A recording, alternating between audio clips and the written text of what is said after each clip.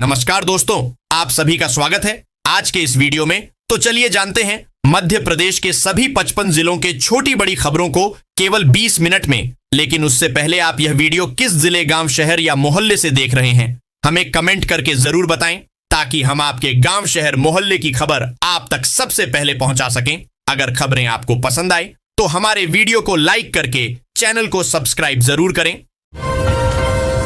मुख्यमंत्री डॉक्टर मोहन यादव ने कहा है कि केंद्रीय कैबिनेट द्वारा गोंदिया जबलपुर रेल लाइन के दोहरीकरण को मंजूरी मिलना महाकौशल क्षेत्र सहित पूरे मध्य प्रदेश के लिए एक बड़ी सौगात है। इस फैसले से नक्सल समस्या से मुक्त हो चुके बालाघाट जिले के साथ जबलपुर, मंडला और सिवनी की रेल कनेक्टिविटी और मजबूत होगी। बेहतर रेल सुविधा से व्यापार, उद्योग और पर्यटन को भी बढ़ावा मिलेगा। मुख्यमंत्री डॉक्टर मोहन यादव ने बीती शाम राजधानी भोपाल के मुख्य रेलवे स्टेशन से भोपाल धनबाद 54 एक्सप्रेस को हरी झंडी दिखाकर रवाना किया। ये ट्रेन सप्ताह में 3 दिन सीधी सिंगरौली तक, 3 दिन धनबाद तक और 1 दिन 54 तक जाएगी। इस ट्रेन का रूट बीना सागर मुड़वारा होकर रहेगा। एमपी विधानसभा सत्र के 8वें दिन सिंगरौली में कोल माइंस के लिए पेड़ कटाई का मुद्दा उठा। इसके अलावा कांग्रेस विधायक हेमंत कटारे को भाजपा ने घेरा। पीडब्ल्यूडी मंत्री राकेश सिंह ने कांग्रेस विधायकों के क्षेत्र में हुए कार्यों के बारे में बताया।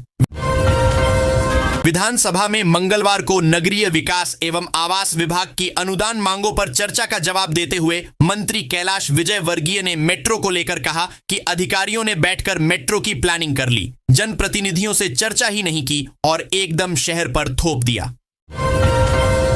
बजट अनुदान मांगों पर चर्चा के दौरान नगरीय विकास मंत्री कैलाश विजयवर्गीय भोपाल, इंदौर सहित अन्य शहरों में नए मास्टर प्लान लागू करने को लेकर सदन में चौतरफा घिर गए। नेता प्रतिपक्ष उमंग सिंघार ने कहा कि आखिर कौन सी बैलगाड़ी से मास्टर प्लान आ रहा है जो पिछले जून में लाने का मंत्री ने वादा किया था, लेकिन अभी तक नहीं आ पाया। जनगणना के लिए ग्वालियर जिले में काम शुरू हो गया है। मंगलवार को बाल भवन में कलेक्टर एवं प्रमुख जनगणना अधिकारी रुचिका चौहान की अध्यक्षता में जिला जनगणना समन्वय समिति की बैठक और कार्यशाला आयोजित की गई। इसमें बताया गया कि नागरिक स्वयं वेब पोर्टल के माध्यम से निर्धारित 34 बिंदुओं में अपनी जानकारी भर सकेंगे। भाजपा के अंदर अब कद के हिसाब से चंदा लिया जा रहा है। पंडित दीनदयाल उपाध्याय की पुण्यतिथि पर प्रारंभ हुआ आजीवन सदस्य अभियान 28 फरवरी तक चलना है। चेक के जरिए चंदा लिया जा रहा है। पार्टी में जिसका जितना बड़ा कद है, उससे चंदे की उम्मीद भी उतनी अधिक है।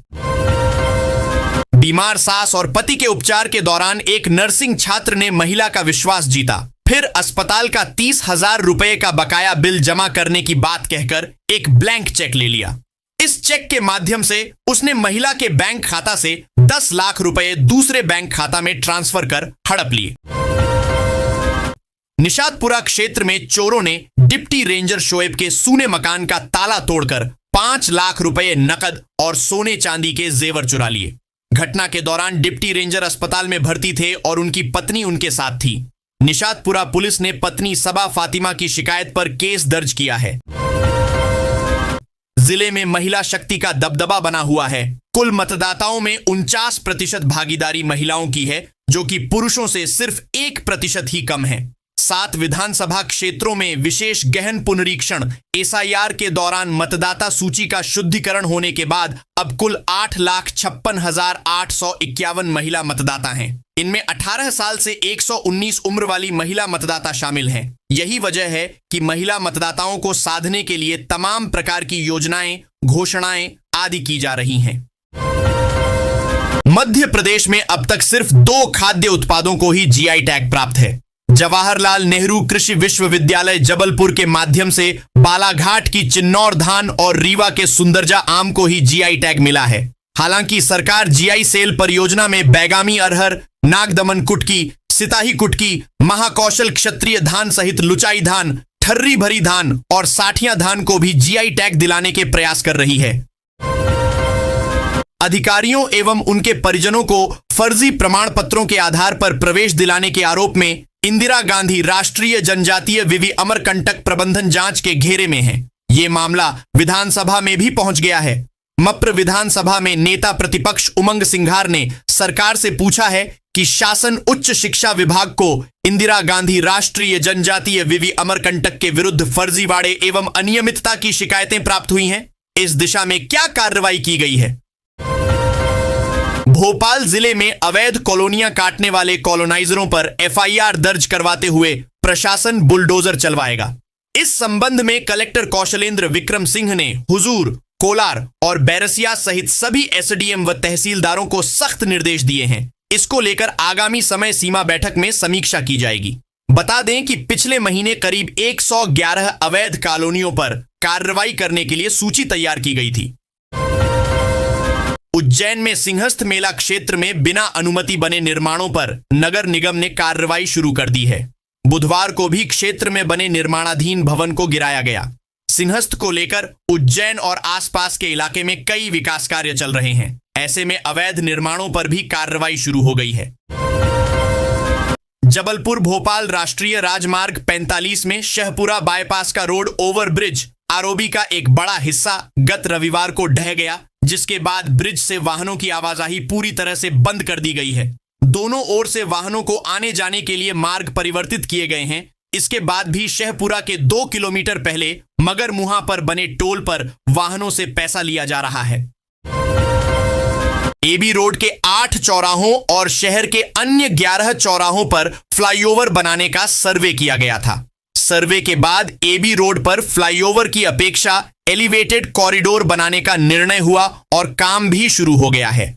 वहीं अन्य चौराहों पर फ्लाईओवर का काम अब तक शुरू नहीं हो सका है। यहां पर यातायात जाम से लोग अभी भी जूझ रहे हैं। सर्वे कार्य तो तेजी से किया गया, लेकिन निर्माण कार्य शुरू करने में तेजी नहीं दिख रही है। 8 दिनी होलाष्टक के सोमवार को लगते ही शहर वासियों पर होली के उल्लास का रंग चढ़ने लगा है। इस बीच रंगों के त्योहार पर शहर में हर साल होने वाले अनूठे आयोजन की तैयारी भी तेज हो गई है। इस कड़ी में संस्था एक पहल द्वारा टेपा व हास्य कवि सम्मेलन 1 मार्च को मल्हारगंज मेन रोड पर आयोजित किया जाएगा, जहां हास्य रस में डूबी कविताएं सुनाकर देश के जाने माने कवि जनमानस को गुदगुदाएंगे। देवी अहिल्या विश्वविद्यालय डीएवीवी से जुड़े नर्सिंग कॉलेजों से संचालित पाठ्यक्रम की संबद्धता को लेकर प्रक्रिया शुरू हो चुकी है।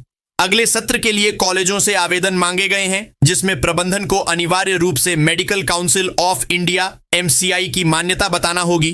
कॉलेजों को दस्तावेज 10 मार्च तक भेजना होंगे। उसके आधार पर संस्थान का आकलन किया जाएगा। मध्य प्रदेश में नई परिवहन नीति के खिलाफ निजी बस संचालकों ने मोर्चा खोल दिया है। बस ऑपरेटरों ने 2 मार्च से अनिश्चितकालीन हड़ताल पर जाने की चेतावनी दी है। यह हड़ताल होली के त्योहार से ठीक 2 दिन पहले शुरू होने वाली है, जिससे प्रदेश भर में यात्रियों की मुसीबतें बरआच सकती हैं। बस एसोसिएशन का विरोध सरकार की नई परिवहन नीति को लेकर है। अर्चना चिटनिस की पहल पर भोपाल भुसावल के बीच नई ट्रेन/मेमू सेवा का प्रस्ताव विधानसभा में सर्वसम्मति से पारित हुआ। प्रस्ताव रेल मंत्रालय को भेजा जाएगा। इससे क्षेत्र के यात्रियों, किसानों, व्यापारियों और विद्यार्थियों को सीधा लाभ मिलने की उम्मीद है। भोपाल के जयप्रकाश अस्पताल में नियमितीकरण सहित 9 सूत्रीय मांगों को लेकर संविदा स्वास्थ्य कर्मियों ने प्रदर्शन किया। सीएम हाउस तक मार्च की कोशिश को पुलिस ने रोक दिया। इस दौरान एक महिला कर्मचारी बेहोश हो गई। कर्मचारियों का कहना है कि मांगें पूरी होने तक आंदोलन जारी रहेगा। वाहन मालिकों के लिए राहत भरी खबर है। हाई सिक्योरिटी नंबर प्लेट लगवाने के बाद यदि आपका वाहन किसी मध्य प्रदेश से दूसरे राज्य में ट्रांसफर होता है तो अब उसे ट्रेस करना आसान होगा। परिवहन विभाग ने अपने ऑनलाइन पोर्टल को अपडेट किया है। इससे इंटर स्टेट व्हीकल ट्रांसफर की प्रक्रिया अधिक पारदर्शी और तकनीकी रूप से सक्षम हो गई है। किसान महाचौपाल में कांग्रेस नेताओं ने जहां अमेरिका से हुए व्यापारिक समझौते के दुष्प्रभाव बताए, वहीं सरकारी नीतियों और जिम्मेदारों पर भी आरोप लगाए। प्रदेश अध्यक्ष जीतू पटवारी ने कहा, यह भारत अमेरिका के बीच समझौता नहीं है, बल्कि पीएम मोदी और डोनाल्ड ट्रंप के बीच की डील है। उन्होंने कहा, इस डील के संबंध में प्रदेश के पूर्व सीएम और वर्तमान कृषि मंत्री शिवराज सिंह ने कहा था कि प्रधानमंत्री ने किसानों को अमेरिका से बचा लिया। सुपरहिट योजनाओं में से एक लाडली बहना योजना में लाभार्थियों की संख्या लगातार घट रही है। साल 2023 के सितंबर माह में प्रदेश में लाडली बहनों की संख्या 1.31 लाख थी। अब जनवरी 2026 की बात करें तो यह संख्या घटकर 1.24 करोड़ के करीब रह गई है। यानी आंकड़ों को देखा जाए तो पिछले 27 महीनों में लाडली बहनों की संख्या 6.28 लाख कम हुई है। यह जवाब महिला एवं बाल विकास मंत्री निर्मला भूडिया ने विधानसभा में दिया है। मध्य प्रदेश के सतना में बैंकों की परामर्शदात्री एवं समीक्षा समिति की बैठक में lead bank manager Gautam Sharma ने बताया कि ऐसे लोग जिनकी वार्षिक आय 9 लाख रुपए से कम है और 25 लाख या उससे कम का होम लोन लिया है, उन्हें सालाना 1.80 लाख रुपए का ब्याज अनुदान मिलेगा। इस ब्याज अनुदान योजना का लाभ सितंबर 2024 के बाद होम लोन लेने वालों को मिलेगा। धार्मिक नगरी उज्जैन के क्षीर सागर क्षेत्र में इन दिनों लोगों के घरों में पानी नहीं बल्कि मौत का तरल बह रहा है। शहर के प्रतिष्ठित चरक अस्पताल की लापरवाही और निगम की उदासीनता ने वार्ड क्रमांक 25 के हजारों रहवासियों को गंभीर स्वास्थ्य संकट की ओर धकेल दिया है। पिछले 15 दिनों से क्षेत्र के नलों में अस्पताल के सीवेज का बदबूदार और दूषित पानी आ रहा है, जिससे स्थानीय लोग बीमार पड़ DDDH रहे हैं।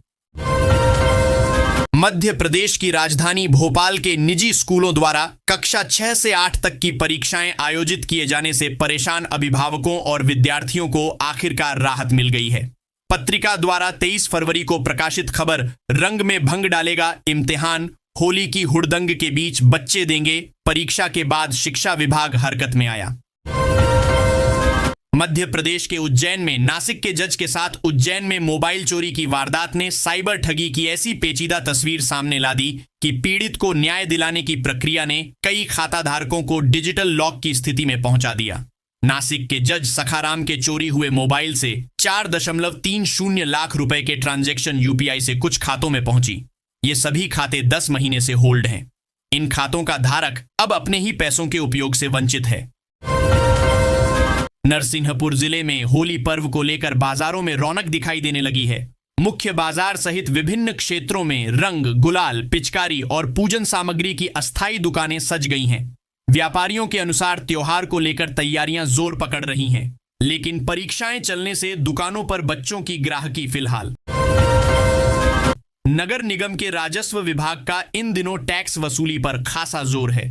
बड़े बकायादारों के नाम चौराहों पर सार्वजनिक रूप से चस्पा किए जा रहे हैं। जोन 3 के अंतर्गत 3 अलग अलग वार्डों के बड़े बकायादारों के नाम सहित होर्डिंग को राजबाड़ा पर चस्पा कर दिया गया। इन लोगों को निगम पहले नोटिस भी जारी कर चुका था, लेकिन खाता धारकों की ओर से न ही जवाब दिया गया और न ही टैक्स जमा किया।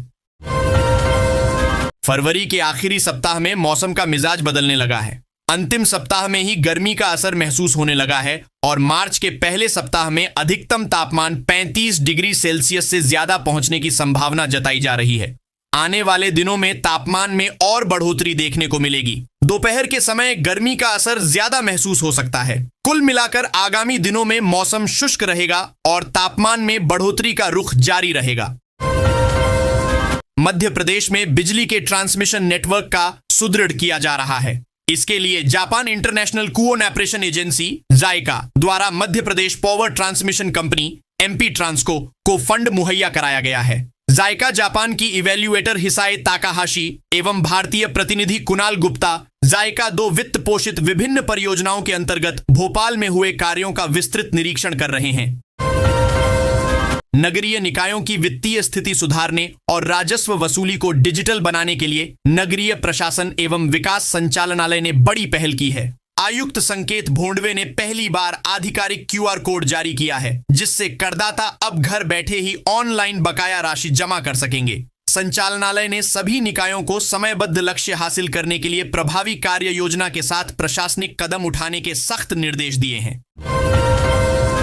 मध्य प्रदेश सरकार सरसों पर भी भावांतर योजना लागू कर रही है। इसके तहत समर्थन मूल्य से कम दाम पर जिन किसानों की सरसों को मंडी में व्यापारी खरीदेगा, उसमें समर्थन मूल्य व व्यापारी के भाव में अंतर की राशि का भुगतान सरकार करेगी। गौरतलब है कि इस योजना से चंबल के किसान सबसे ज्यादा फायदे में रहेंगे, क्योंकि पूरे प्रदेश में जितनी सरसों की पैदावार होती है उसका करीब 50% उत्पादन मुरैना, भिंड और श्योपुर जिलों में होता है। मुरैना में प्रदेश के सरसों उत्पादन में से 27% का योगदान रहता है। महिला योजना सरकार द्वारा महिलाओं के सशक्तिकरण के लिए चलाई जाती है। इन योजनाओं का उद्देश्य महिलाओं को शिक्षा, रोजगार, स्वास्थ्य और आर्थिक सहायता प्रदान करना है। इससे महिलाएं आत्मनिर्भर बनती हैं और समाज में सम्मानपूर्वक जीवन जी पाती हैं। सरकार विभिन्न योजनाओं के माध्यम से महिलाओं को प्रशिक्षण और सहायता उपलब्ध कराती है। वृद्धा पेंशन योजना सरकार द्वारा बुजुर्ग नागरिकों को आर्थिक सहायता देने के लिए चलाई जाती है। 60 वर्ष या उससे अधिक आयु के जरूरतमंद लोगों को हर महीने निश्चित राशि दी जाती है। इसका उद्देश्य बुजुर्गों को सम्मानपूर्वक जीवन जीने में मदद करना है। यह योजना केंद्र और राज्य सरकार द्वारा संचालित की जाती है। इंदौर में आगामी 1 मार्च को आयोजित होने वाली राज्य पात्रता परीक्षा सेट 2025 की तैयारियों को लेकर संभागायुक्त कार्यालय में समीक्षा बैठक आयोजित हुई। यह परीक्षा मध्य प्रदेश लोक सेवा आयोग द्वारा ऑफलाइन पद्धति से आयोजित की जाएगी। जिले के 100 शासकीय और अशासकीय स्कूलों व कॉलेजों को परीक्षा केंद्र बनाया गया है, जहां पर कुल 38,144 परीक्षार्थी शामिल होंगे। आर्थिक अपराध प्रकोष्ठ भोपाल ने करोड़ों रुपए की धोखाधड़ी और जालसाजी के एक बड़े मामले को लेकर बुधवार को कार्रवाई की। ईओडब्ल्यू ने भोपाल के कारोबारी दीपक भावसार की शिकायत पर इंदौर के केमिकल व्यापारी राहुल दुबे, उनकी पत्नी संगीता दुबे, पिता प्रताप नारायण दुबे, भाई अतुल दुबे और मैनेजर भुवनेश्वर पांडे सहित आधा दर्जन आरोपितों के विरुद्ध आपराधिक षड्यंत्र और कूटरचना का मामला दर्ज किया है। प्रथम श्रेणी न्यायिक दंडाधिकारी कोर्ट ने सिहोरा में धार्मिक भावनाओं को आहत करने वाले दंगाइयों सिहोरा निवासी साकिर मकरानी, ताहिर मकरानी, आबिद राइन, आशिक बावा, समीर खान, आसमानी भाईजान, फरदीन, शादाब, नौशाद, अब्दुल, इमरान शाह, जावेद राइन, ओवेद राइन, नाशीर अंसारी, अनवर राइन, राजा मकरानी, समीर मकरानी, छोटू अंसारी, अशरफ मकरानी, हप्पू मछलीवाला, तनवीर राइन की जमानत अर्जियां निरस्त कर दी। बीआरटीएस हटाने के मामले में चल रही लापरवाही पर हाई कोर्ट ने नाराजगी जताई है। तल्ख टिप्पणी करते कोर्ट ने कहा कि समझ नहीं आता कि काम कैसे हो रहा है। जब भोपाल में तय समय में बीआरटीएस हट गया तो यहां क्या दिक्कत है? यहां एजेंसी तय करने में ही इतना समय लग गया। एमपी में एक और भव्य एयरपोर्ट बनेगा। प्रदेश के अनूपपुर से हवाई सेवा प्रारंभ की जानी है। इसके लिए हवाई अड्डा निर्माण के लिए सर्वे शुरू हो गया है। अनूपपुर में एयरपोर्ट निर्माण की राज्य विधानसभा में जानकारी दी गई। सीएम मोहन यादव ने इस संबंध में घोषणा की थी, जिस पर विधायक बिसाहूलाल सिंह ने प्रश्न किया। आधार कार्ड बनवाने और उसमें सुधार के लिए अब शहरवासियों को भोपाल या दिल्ली का रुख नहीं करना पड़ेगा। भोपाल इंदौर की तर्ज पर ग्वालियर में भी यूआईडी सेंटर को मंजूरी मिल गई है। मेला ग्राउंड के पीछे विवेक नगर में यह सेंटर 15 मार्च से काम शुरू कर देगा। शुरुआत में यहां 5 कंप्यूटर लगाए जाएंगे। यदि भीड़ बढ़ती है तो कंप्यूटर की संख्या बढ़ाई जाएगी। अब तक आधार में छोटी छोटी त्रुटियों के कारण बड़ी संख्या में आवेदन निरस्त हो रहे थे। मध्य प्रदेश की राजधानी भोपाल में दिलीप बिल्डकॉन कंपनी के नाम पर फर्जी चेक बनाकर 10 करोड़ रुपए निकालने के मामले में जिला कोर्ट के 23वें अपर सत्र न्यायाधीश अतुल सक्सेना ने सुनवाई करते हुए आरोपी शौकींद्र कुमार पिता धर्मपाल को दोषी मानते हुए 3-3 साल के कारावास की सजा सुनाई है। साथ ही प्रत्येक धारा में 500 से 500 रुपए का अर्थदंड भी लगाया गया है।